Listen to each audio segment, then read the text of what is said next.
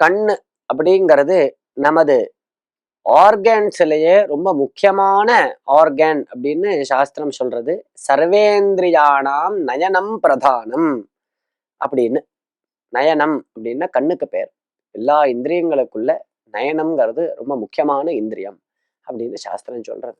இப்ப பார்த்தா சின்ன குழந்தையிலே கண்ணாடி போட்டுக்கிறா, கண்ணு தெரிய மாட்டேங்கிறது. ஏதோ ஆபரேஷன் பண்ணிக்கிறேங்கிறா. இந்த மாதிரிலாம் ஒரு சூழ்நிலை வருது. அப்படிலாம் இல்லாம முன்காலங்கள்லாம் 80 வயசு 90 வயசு தாத்தாவும் கண்ணாடி போட்டுக்காம எழுதினார், படிச்சுட்டு இருந்தார்.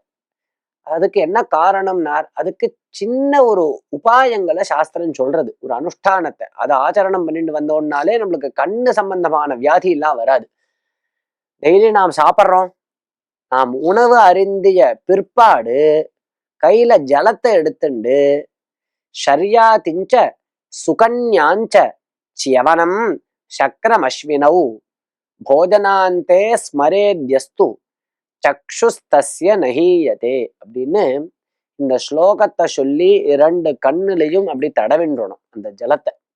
சாப்பிட்ட பிற்பாடு, மதியம் உணவு அருந்திய பிற்பாடு ஷர்யாதி, சுகன்யா, ச்யவனர், சக்கரன்னு சொல்லக்கூடிய தேவேந்திரன், அஸ்வினி தேவதைகள் இவாளை நினைச்சுண்டு அப்படியே அந்த கண்ணுல ஜலத்தை தடவிண்டோம் அப்படின்னா கண்ணு சம்பந்தமான உபாதையே வராது அப்படின்னு சாஸ்திரம் நம்மளுக்கு சொல்றது.